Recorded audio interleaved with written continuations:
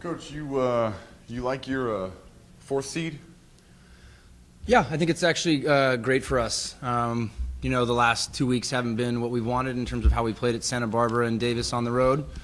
Definitely a little bit of hiccups, not playing as good as we'd like, but I think we'll learn from them, and I think we're looking forward to looking forward. Is there any sort of adjustments you make now with the tournament here, or do you just kind of let your kids do what they've done all year? Yeah, I think for the returners, they're highly confident down there at the tennis garden. They like the setup, they like the courts. The courts are pretty bouncy and sit up quite a bit, being that it's a pro facility and they resurface it every year. So I know for guys like Ben Donovan and Naveen and Corey Pang who've played there, they're very confident, they're excited to get down there, and obviously we've had some recent success in the last couple of years. But I think in terms of adjustments, not a whole lot. We just got to continue to play a little bit better doubles, which we have been, but we just haven't been getting the W's and the doubles point. And so it's hard to consistently play from behind without winning that doubles point. So we're just stay the course, keep playing how we're playing, and I'm confident I think some of these matches will go our way, especially with the doubles point. Is doubles in the first round matchup something that you guys have the edge on paper? Yeah, I think on paper we do, but I don't think that, that's important. I think, I've coached so much tennis that I know that, once the match starts, papers and results and stats really don't matter as much as it does in other sports. I think when we played Riverside here at home, I don't think we played as well as we would have liked to in doubles, so I think we have a little bit of something to prove to ourselves, because I think the matchups will be the same in terms of who's playing who. But I think we're excited to go out there and show Riverside that we're a better doubles team than what they saw here at Cal Poly, 2 weeks ago.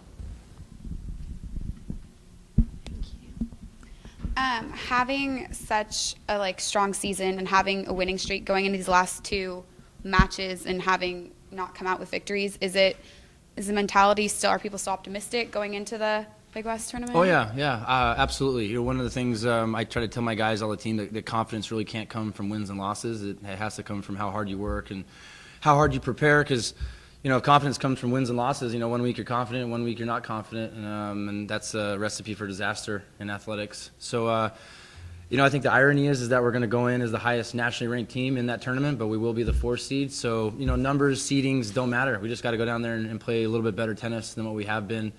Get back to some basics that we had in the middle of the year when we were having success. And, I think our guys on our team know that. I think we've got some great leadership at the top that they really instill that in some of the younger guys. And, we're just excited to get on the road. We're ready to get down to the desert and get it going. Okay, so you've talked a lot about Cal Poly tennis, which is why you're here, and appreciate that. But on a bigger scope, because you said that you've coached for a long time, what do you think about the caliber of tennis around here and just the community of tennis here on the Central Coast? Oh, it's extremely high. It's been high for years. You look at some of the talent that's come out of the Central Coast, Devin Barber, Eli Whittle, who's playing at UC Davis, but even you go a little further back to some phenomenal players like Andre Dome and Stephen Hardy. The Central Coast has always produced great talent. I think a lot of it's because there's great coaches here in the area. Bill Dunkel at San Luis Obispo Racket Club and Hugh Bream. Hugh's a legend in the United States in terms of what he's done as a coach, not only with the teams that he's coached in Division I, but also just the players that he's developed from a very young age. And then obviously with Tennis Warehouse being here, it's a very strong tennis community, a lot of great players, even in the national senior levels. And it's something that I knew when I got the head coaching job here. So it was a great tennis community that really wanted to rally behind the school, and I'm just excited to be a part of it. When I was at Paula years ago, I met a guy whose dad worked in the State Department, and he talked about all the different exotic places in the world that he played tennis, that there were tennis courts everywhere. Have you had similar experiences? Yeah, mine mainly were when I was coaching at Pepperdine, just recruiting. I travel a lot, travel around the world. We had quite a few international guys on our team when I coached there. But I think, a great example of someone who's traveling right now would be former Mustang Andre Dome. He's been just in this year alone in Mexico, Thailand. He's back in Indonesia right now. And that's one of the most amazing things about trying to become a professional tennis player is, unless you're top 100 in the world, you're your own manager, you're your own scheduler, you're your own coach. So it's grueling, but you do get to travel the world. You do get to see some amazing things and meet great people. a lot of times you're traveling and sharing a hotel room with someone that you might have played with or against in college. So, you know, it's the minor leagues of tennis is pretty interesting, and certainly on a global level. You know, there's 20 tournaments at a given time going on all over the world.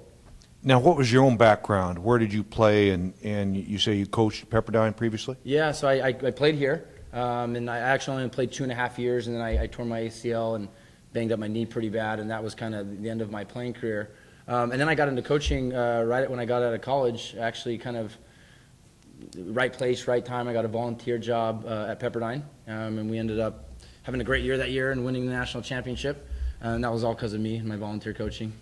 No, I'm kidding. It was the right place, right time. A lot of great players on that team. Learned a lot from Adam Steinberg, who got the ITA National Coach of the Year that year. And then after that, a lot of windows and doors opened for me, and I had my first full assistant coaching job at Northwestern in Chicago, and coached in the Big Ten.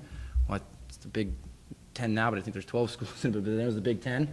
Coached there for 2 years, and then back to Pepperdine for 5 years as the full-time assistant coach before coming full circle and coming back to San Luis. So I've been lucky to be able to coach at so many great schools and be able to travel all over the United States, in those different conferences, and also travel around the world in terms of recruiting and stuff. But, I just feel extremely lucky to be at such a young age, the head coach here at Cal Poly, and I constantly remind myself of that every day when I wake up, that,